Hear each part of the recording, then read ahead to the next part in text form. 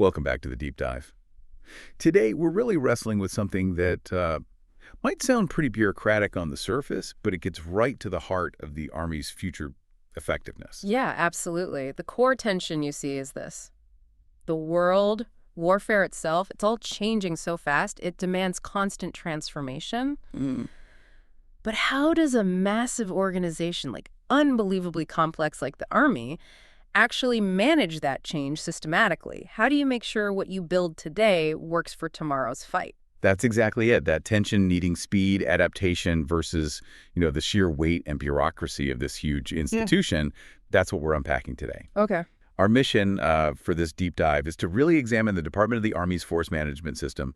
Think of it as this, overarching business process. Like business process, okay. Designed to balance today's immediate needs against what we think we'll need in the future, all aimed at delivering, the right warfighting capabilities. Right. So we'll dig into the legal foundations, the strategic setup, and that detailed requirements process that kind of drives every decision about what the Army actually becomes. And for everyone listening, especially those in uniform, it's easy to think, oh, that's Pentagon stuff, Right, distant. Exactly. But that really misses the mark. The sources we looked at, they really hammer this home.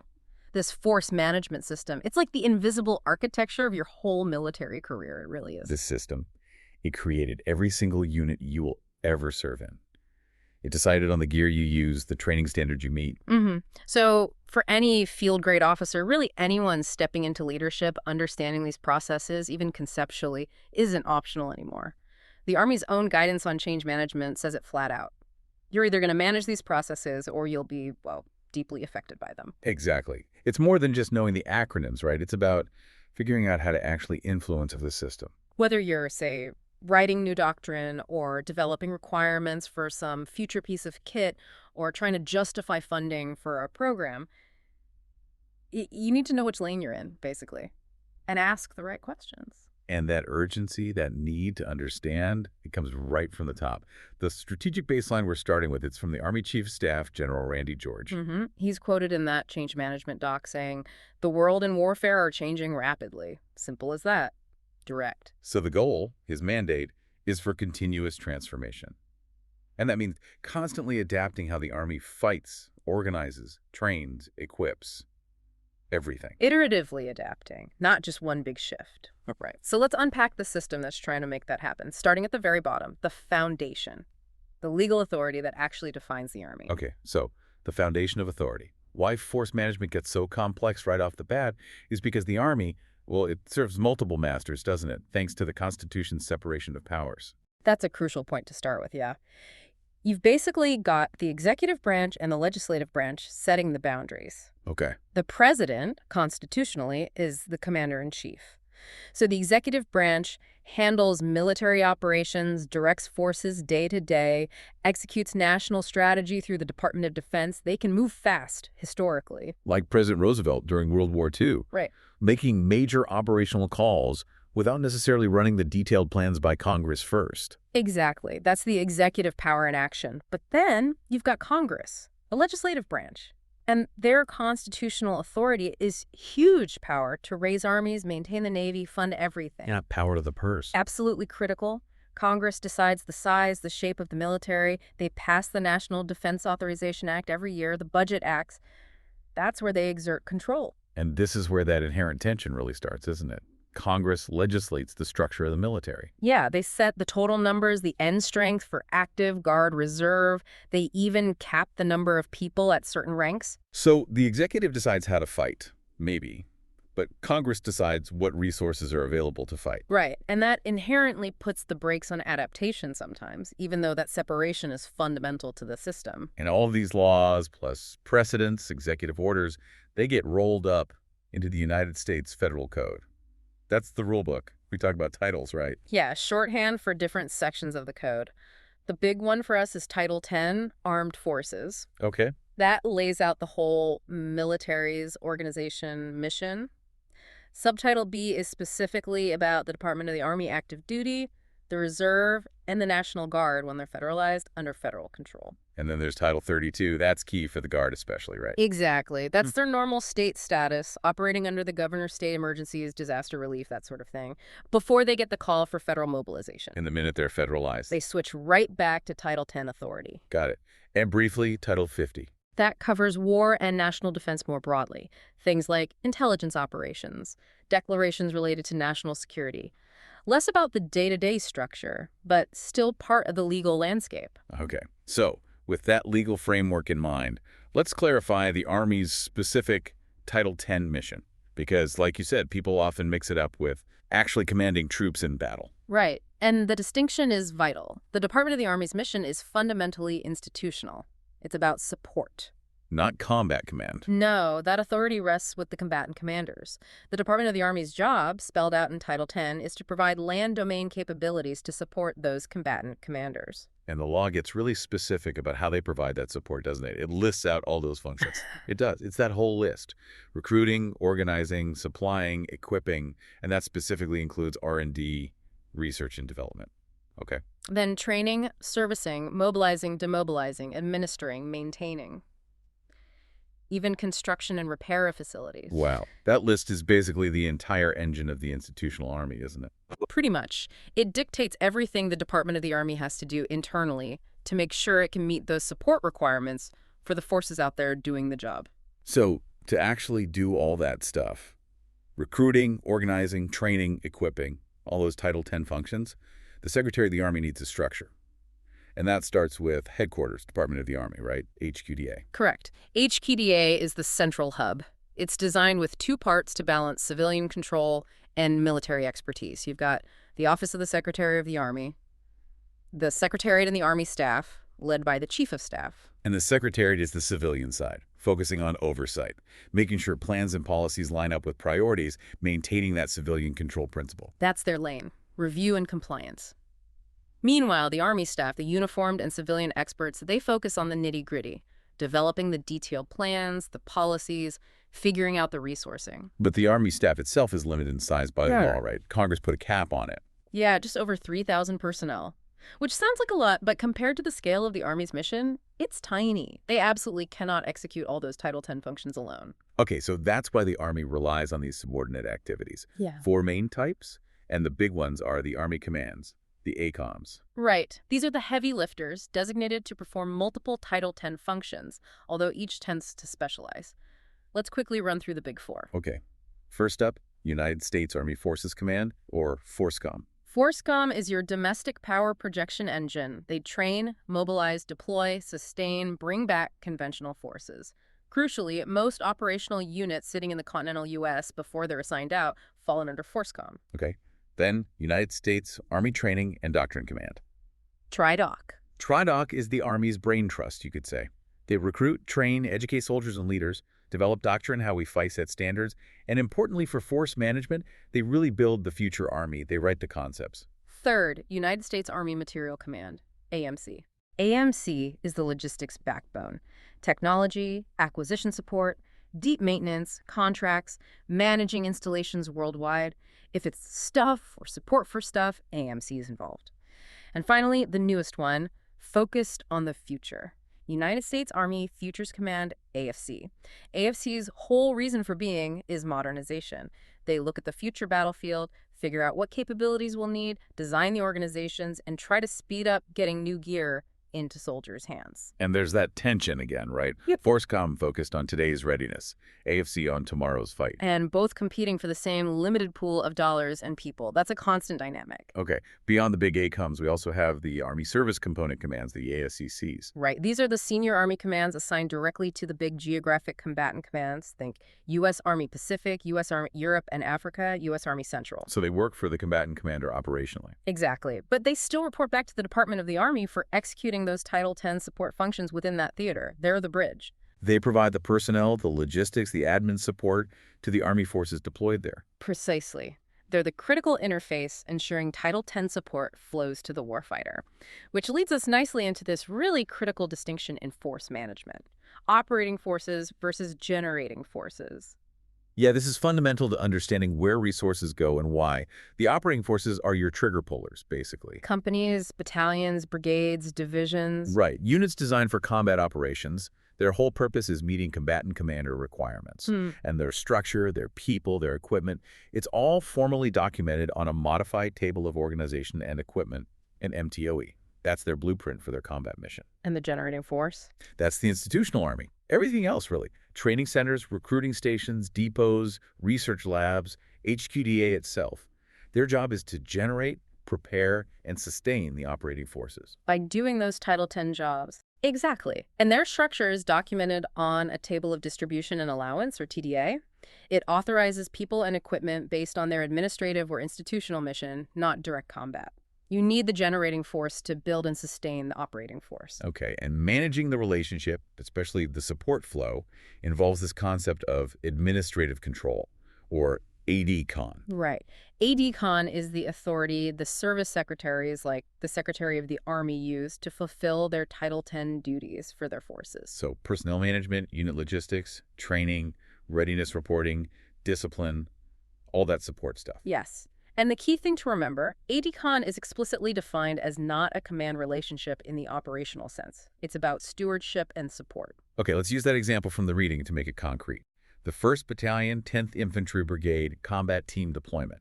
Back home, they're under FORSCOM's ADCON, right? Correct. FORSCOM is responsible for their readiness, training, manning back in the States. Now, they deploy to the Indo-Pacific. They fall under a joint task force for their mission. That's the Operational Chain of Command, Operational Control, or OPCON.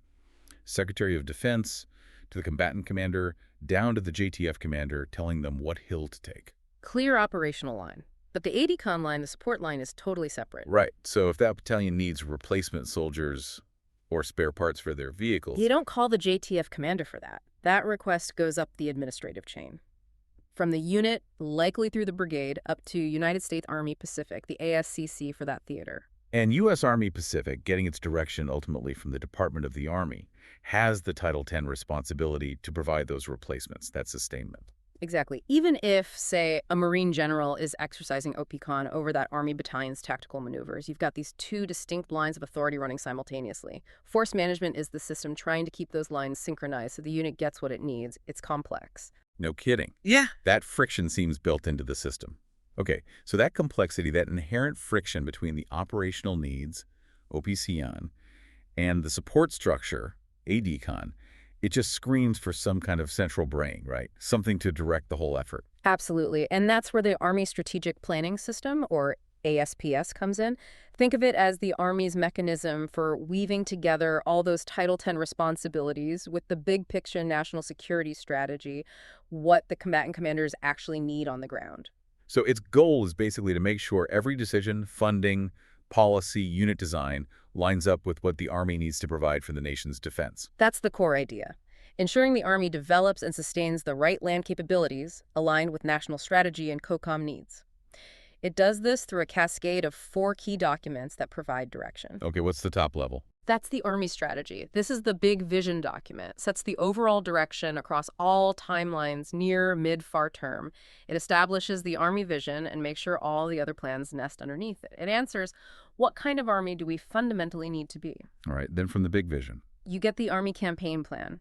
This takes that high-level strategy and makes it operational. It synchronizes efforts across the entire Army FORSCOM, TRADOC, Futures Command, everyone directs actions, and measures progress toward those strategic goals. It focuses everyone on the same near-term priorities. Makes sense. Next. The Army Planning Guidance, or APG. This gets more specific, providing annual priorities, especially for developing programs and handling the budget for the upcoming years. It translates the strategy into, okay, what specifically do we need to fund this year and how do we prioritize? Getting down to the brass tacks. Yep. Exactly.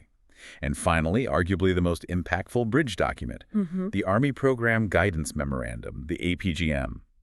Okay, why is that one so critical? Because the APGM formally locks in the decisions made during planning and provides very specific guidance for building the Army's budget requests, the Program Objective Memorandum, or POM. This is where strategy hits the money. It prevents, or tries to prevent, what we'll talk about later, people undeciding things by making the resource decisions clear and authoritative. Okay, so the ASPS sets the direction. But how does that high-level strategy actually get translated into, real capabilities? Tanks, doctrines, training programs, That translation starts with concepts. concepts, like blueprints. Sort of, yeah. Intellectual blueprints. Concepts take the strategy and imagine how a joint force commander might actually use capabilities to deal with future threats or challenges. They propose new ways of fighting. And they have to fit together, right? Absolutely, they have to nest. The Army develops its own concepts, like the forthcoming Army warfighting concept, but that has to align perfectly with the bigger picture, the joint warfighting concept coming from the Joint Staff. They describe the Army's specific contribution to the joint fight. All right, so we have strategy, we have concepts. Now we need to turn those ideas into actual stuff the military uses. The Department of Defense has 3 big systems that shape the force, right? That's right, the big 3 decision support systems. First, the Joint Capabilities Integration and Development System, or JCIDS, that's our focus now, which figures out what capabilities the military needs. Okay, what are the other 2? Second is the Defense Acquisition System, which handles how we actually buy the material, the equipment. And third is the Planning, Programming, Budgeting, and Execution System, PPBES, which decides how we fund it all. They're all interconnected. Got it. So let's zero in on JCID, the requirement system. What's its main goal? The fundamental objective of JCIDs is to identify and ultimately resolve capability gaps. These are shortcomings or deficiencies in what the current force can do or what the planned future force will be able to do. And it's not just about finding any solution, right? No, absolutely not. JCIDs mandates a balanced, synchronized approach. Any proposed solution has to be affordable, militarily useful, and integrated across that whole spectrum. We'll talk about doctrine, organization, training, material, and so on. And critically, the whole process is driven by top-level strategic direction. You can't just invent a requirement out of thin air. And the engine behind JCIDs, the analytical heart, is the capabilities-based assessment, the CBA. Exactly. The CBA isn't just a quick look. It's a really rigorous, structured, 3-step analysis designed to meticulously find and define those capability gaps. Okay, walk us through the steps. Step 1. Step 1 is needs analysis. This is where you start. You define the required capabilities, what tasks, under what conditions, to what standards does the force need to accomplish to meet strategic objectives.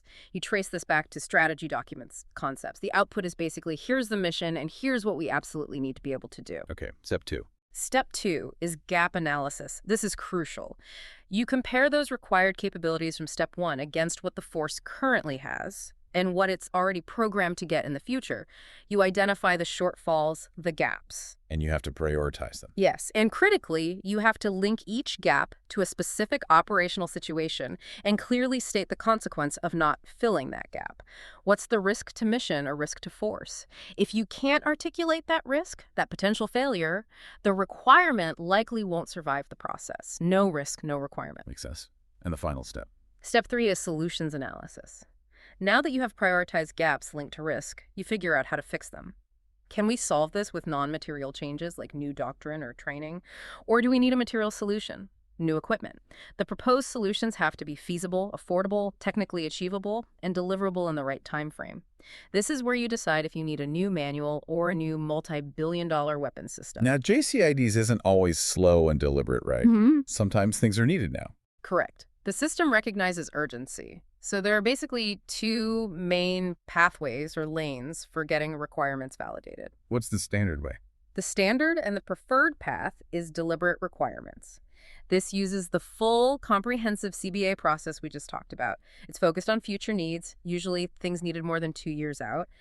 The emphasis is on getting it right, full integration, sustainability, standardization. Okay. And the fast track? That's the urgent emergent requirements lane. This is specifically for needs tied to current or very near-term contingency operations. Situations where if you don't fill this gap fast, you risk unacceptable loss of life or critical mission failure. So speed is the priority there. Absolutely. The goal is rapid review, validation, and getting some kind of initial capability fielded within 2 years, often much less. You accept trade-offs, maybe it's not perfectly sustainable, maybe the training isn't fully developed, but you get something useful out there quickly to meet the immediate threat. Okay, so the whole point of that detailed capabilities-based assessment, the CBA, is really to stop the military from just jumping to the most expensive solution, right? Like always buying new gear. Exactly. It forces a holistic look. We're talking about achieving a true operational capability, and capability, as the guidance really stresses, isn't just about the hardware. It's the convergence of all 8 of those domains, summed up by that slightly clunky acronym: Doctrine, Organization, Training, Material, Leadership and Education, Personnel, Facilities, and Policy. DOTMLPF-P. Right. That quote, I think it was General Milley originally, but it's cited in the Army guidance. Capability has to be fully integrated across all 8 domains before we achieve a true operational capability. That's the core principle. You can buy the most amazing piece of tech, but if you don't change the doctrine for how to use it, train the soldiers, adjust the organization to support it, you haven't actually improved capability. You might have just bought something expensive that sits in the motor pool. So let's break down those domains. Maybe start with the first 3, doctrine, organization, training, often the, cheaper fixes. Often, yes. So doctrine is how we fight. It's the fundamental principles, tactics, techniques, procedures. Think combined arms maneuver versus multi-domain operations. It provides that common playbook. If the problem is just that units aren't using existing stuff correctly, maybe a doctrine update is the answer. Okay, organization. That's the structure, how units are built, their missions, size, the types of jobs, MOSs in them, who reports to whom. It's all documented on those MTOEs or TDAs we mentioned. Deciding to move artillery assets from brigades back up to the division level, that's an organization change. Training. It's pretty straightforward. How we prepare individuals and units. Basic training, AIT, professional development courses, unit exercises, simulator training, joint exercises, all of it. If soldiers just need practice on a new skill, that's a training solution. All right. Next 2, material and leadership and education. Material's the obvious one, maybe. It's certainly the most visible, yeah. Material is all the stuff: vehicles, weapons, radios, computers, repair parts, uniforms, everything tangible needed to equip the force. This is usually where the big money is and what gets a lot of attention. And leadership and education. This focuses on preparing leaders, from sergeants up to generals. It's about professional military education, PME, specialized leadership courses, developing the decision-making skills needed for complex environments. If, say, leaders need to understand the ethics of AI targeting, that falls under leadership and education. Okay. And the last 3, personnel, facilities, and policy. The people, places, and rules. Exactly. Personnel is about having the right number of qualified people with the right skills. This covers everything from recruiting goals and total Army and strength, set by Congress, to managing specific military occupational specialties. If a new system needs a specialized repairer, creating that MOS is a personnel domain issue. Facilities. Buildings and land, barracks, motor pools, training ranges, depots, airfields, ports, even the defense industrial-based assets the government owns. If a new longer-range missile needs a different kind of storage bunker, that's a facilities requirement. And finally, policy. Policy refers to laws, regulations, directives, either from DoD, the Army, or even external agencies that constrain or enable the other 7 domains. Think environmental regulations affecting range instruction or deployment tempo rules limiting how often units can go overseas. These are often constraints you have to work within. So, the CBA looks across all 8 of those.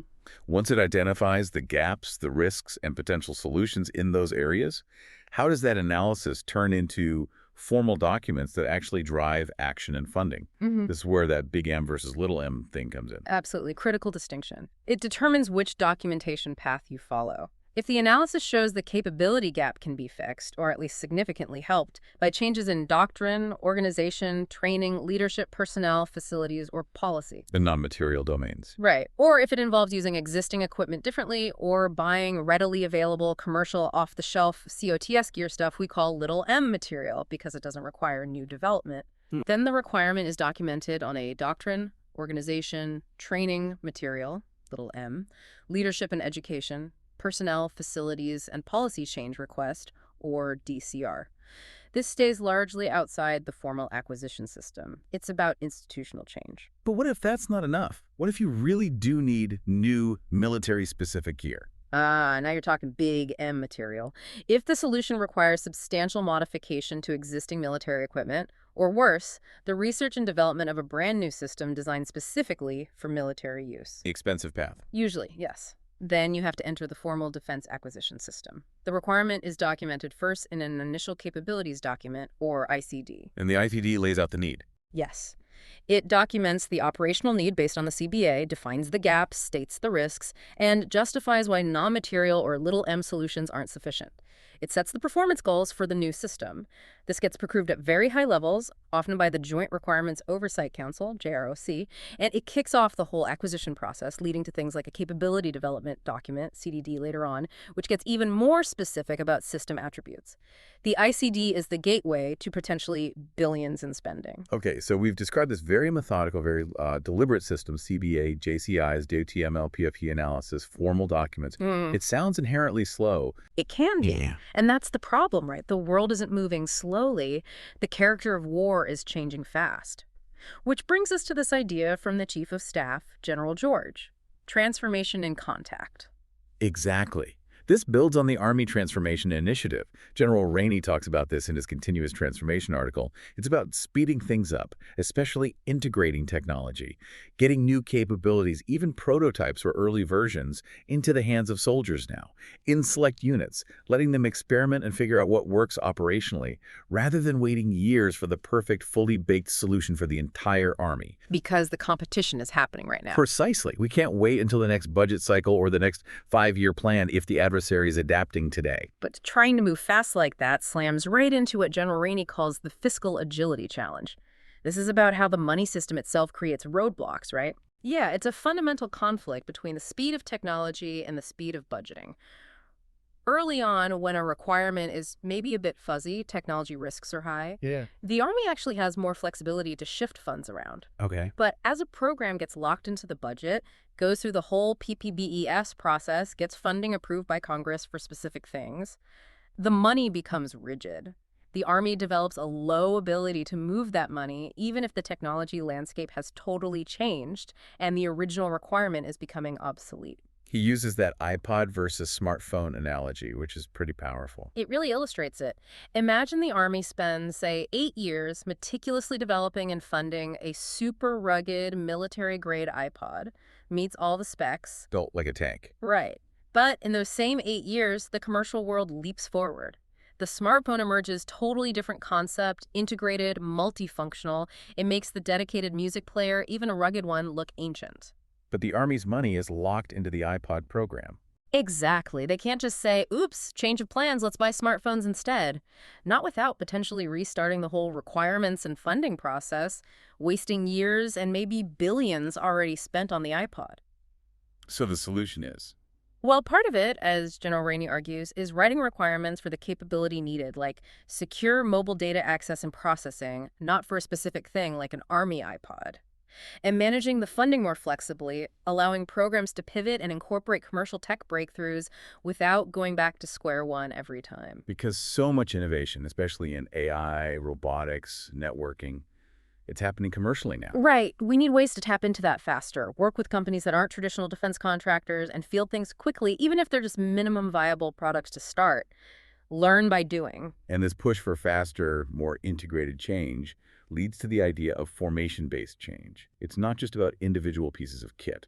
Absolutely. The sources emphasize this. Transformation has to be viewed holistically. You're changing how a formation, a brigade, a division fights. That means integrating changes across all those DOTMLPF-P domains simultaneously. You field new robots. You also need new doctrine on how to use them, new organizational structures to maintain them, new training for the soldiers working with them. And the big example of this right now is human-machine integration. Getting robots into units alongside soldiers. Yeah, a major push. Secretary Wormuth has talked about the goal. Have robots make that dangerous first contact. Let machines do the initial surveillance, targeting, maybe even initial engagement under human control, which fundamentally changes the soldier's role. Yeah. It does. It frees up humans for what only humans can do. Complex ethical judgments, understanding commander's intent, taking prudent risks, the real art of command, not just being sensors or triggers. But making that work requires massive shifts across doctrine, organization, training, all of it. And while the future tech integration is happening, there's also the more immediate focus, delivering Army 2030. right. That's the midterm objective, focusing on that 2 to 7 year window. It's about deliberately reshaping the current force to be optimized for potential large-scale combat operations against peer adversaries. These are concrete changes being implemented now, driven by documents like the Army Structure Memorandum and locked into the budget via the POM.